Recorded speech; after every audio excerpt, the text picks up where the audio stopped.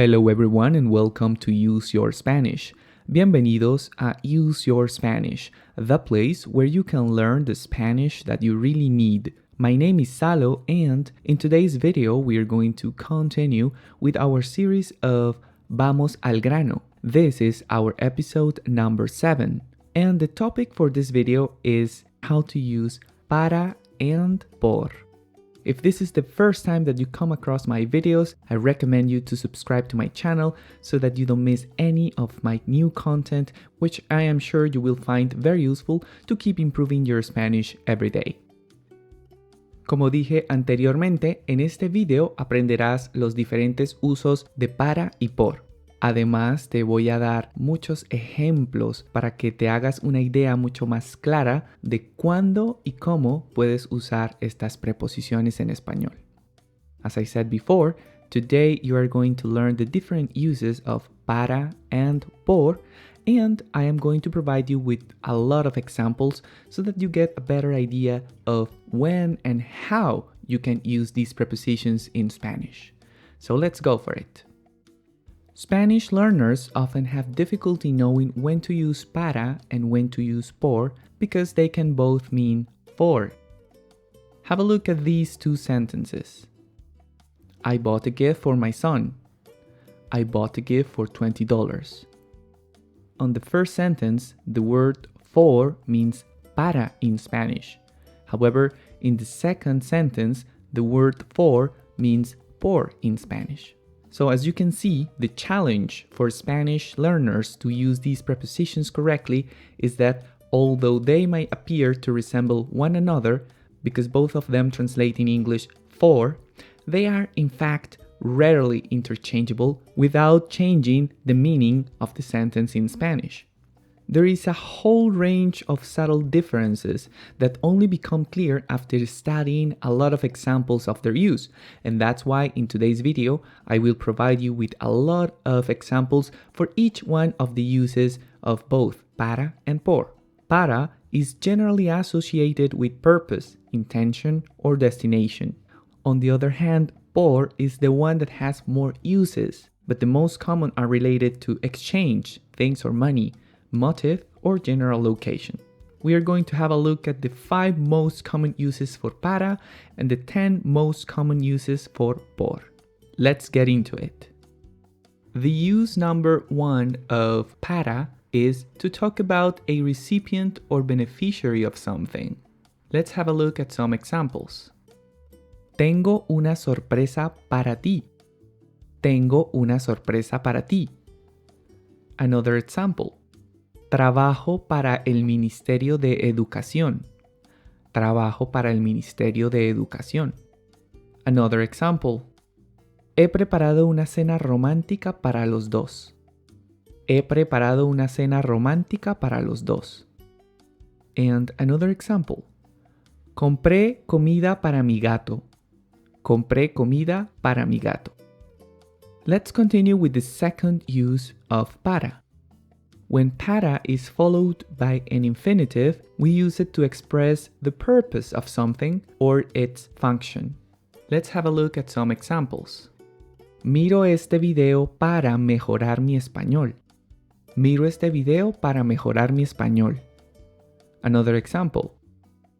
¿Tienes aceite para freír? ¿Tienes aceite para freír? Another example. Estos son los ingredientes para hacer la tarta. Estos son los ingredientes para hacer la tarta. Another example. Estas gafas son para leer. Estas gafas son para leer. Let's continue. The use number 3 of para is to talk about a destination or direction towards a place. Let's have a look at some examples. Mañana salgo para Madrid. Mañana salgo para Madrid. Another example. ¿Vas para tu casa? ¿Vas para tu casa?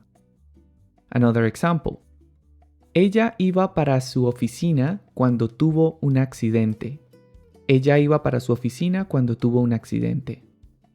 And another example. ¿Quién sabe para dónde iba? ¿Quién sabe para dónde iba? Okay. Let's move on to the use number 4 of para, which is to make a one-sided comparison, meaning that one side of the comparison appears to be unexpected in the light of the rest of the sentence. Let's have a look at some examples. Miguel es bastante maduro para lo joven que es. Miguel es bastante maduro para lo joven que es. Another example. Para ser inglés, habla muy bien el español. Para ser inglés, habla muy bien el español. Another example. Para ser tan caro, esperaba algo más de ese hotel.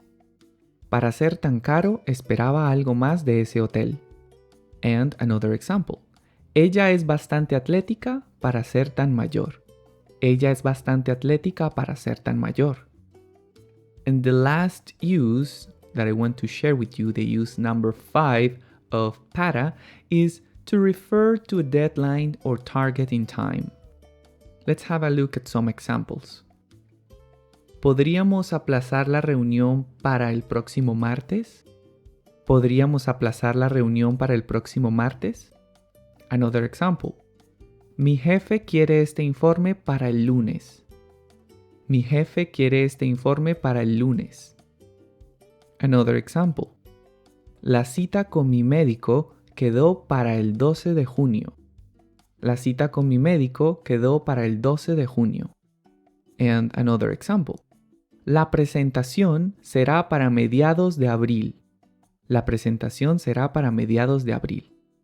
Okay, before we continue with the uses of por, I would like to quickly remind you to subscribe to my channel if you haven't done it yet, so that you don't miss any of the new videos that I upload, that I share with you on my YouTube channel every week. So if you don't want to miss out, make sure that you hit that subscribe button and also that you activate the notification bell so that you receive a notification every single time I share new content. Also remember that you can follow me on my social networks on Facebook and Instagram, and visit my website www.useyourspanish.com, where you will find all my content organized by categories, as well as additional materials that will help you to take your Spanish to the next level. And that's it, so let's continue with the rest of the video.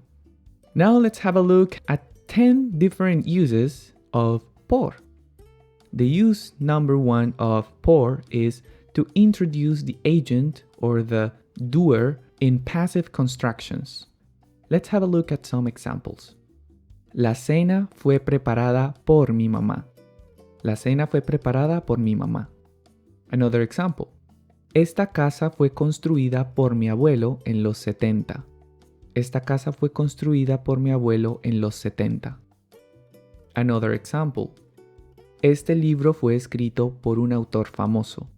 Este libro fue escrito por un autor famoso. And another example. El país es dirigido por el presidente. El país es dirigido por el presidente. Let's continue. The use number 2 of por is to talk about exchange or monetary transactions. Let's have a look at some examples. Compré estos zapatos por 50 euros. Compré estos zapatos por 50 euros. Another example. Cambié mi coche por uno más grande. Cambié mi coche por uno más grande. Another example. Me dieron 1000 euros por devolver la billetera que encontré. Me dieron 1000 euros por devolver la billetera que encontré. Another example. Quiero cambiar mi móvil por un iPhone. Quiero cambiar mi móvil por un iPhone. Let's move on to the next use. The use number 3 of por is to express thanks for something. Okay, this one is very easy. Let's have a look at 2 examples. Muchas gracias por enseñarme español. Muchas gracias por enseñarme español. Gracias por tu cariño. Gracias por tu cariño. Okay, let's move on now to the use number 4 of por, which is to indicate the reason or cause which initiated an action. Let's have a look at some examples. Ella se casó con él solo por su dinero. Ella se casó con él solo por su dinero. Another example. Admiro a mi esposa por su paciencia. Admiro a mi esposa por su paciencia. Another example. Por la pandemia no pudimos viajar. Por la pandemia no pudimos viajar. And another example. Perdió su billetera por estar borracho. Perdió su billetera por estar borracho. Okay. Now let's continue with the use number 5 of por, which is to denote the manner or means by which something is done. Let's have a look at some examples. Un barco navega por el mar. Un avión vuela por el cielo. Un barco navega por el mar. Un avión vuela por el cielo. Another example. Te enviaré la información por correo electrónico. Te enviaré la información por correo electrónico. Another example. Lo dijeron por la radio o lo dijeron por televisión. Lo dijeron por la radio o lo dijeron por televisión. Another example. Mándame las fotos de la fiesta por WhatsApp. Mándame las fotos de la fiesta por WhatsApp. Okay, let's continue with the use number 6 of por, which is to talk about a general or imprecise location or time. Let's have a look at some examples. Quisiera hacer un viaje por Europa. Quisiera hacer un viaje por Europa. Another example. Miguel trabaja por la noche. Miguel trabaja por la noche. Another example. ¿Qué restaurantes recomiendas por aquí? ¿Qué restaurantes recomiendas por aquí? Another example. Por aquellos tiempos vivíamos en una casa grande. Por aquellos tiempos vivíamos en una casa grande. Let's move on now to the use number 7 of por, which is to indicate a place through which movement takes place. Let's have a look at some examples. El ladrón saltó por la ventana. El ladrón saltó por la ventana. Another example. ¿Te gustaría pasear por la orilla del mar? ¿Te gustaría pasear por la orilla del mar? Another example. Caperucita estaba caminando por el bosque. Caperucita estaba caminando por el bosque. Another example. El tren va por un túnel. El tren va por un túnel. Let's continue with the use number 8 of por, which is to talk about speed, frequency, or quantity. Let's have a look at some examples. Llamo a mis padres 2 veces por semana. Llamo a mis padres 2 veces por semana. Another example. Este tren alcanza una velocidad de 300 kilómetros por hora. Este tren alcanza una velocidad de 300 kilómetros por hora. Another example. Gano $30 por hora de trabajo. Gano $30 por hora de trabajo. And another example. Es más barato comprarlos por docena. Es más barato comprarlos por docena. Okay, let's continue with the use number 9 of por, which is to express a description or designation that is a personal opinion or a personal evaluation. Let's have a look at some examples. ¿Me tomas por tonto? ¿Me tomas por tonto? Another example. Miguel pasa por estudiante. Miguel pasa por estudiante. Another example. Tú y tu madre podríais pasar por hermanas. Tú y tu madre podríais pasar por hermanas. And another example. Ella es tan original que la gente siempre la toma por una artista. Ella es tan original que la gente siempre la toma por una artista. Okay, and finally, let's move on to the use number 10 of por, which is between estar, the verb estar, and the infinitive, and we use it to mean the expression to be about to. Let's have a look at some examples. Estoy por salir a dar un paseo. Estoy por salir a dar un paseo. Another example. Diana está por renunciar al trabajo. Diana está por renunciar al trabajo. Another example. Estaban por comprar los billetes de avión cuando... And then something happened. Estaban por comprar los billetes de avión cuando... Another example. El partido está por empezar. El partido está por empezar. Okay, so those are all the uses that I wanted to share with you of para and por. I hope that now you can have a more clear idea of when and how to use these prepositions in Spanish.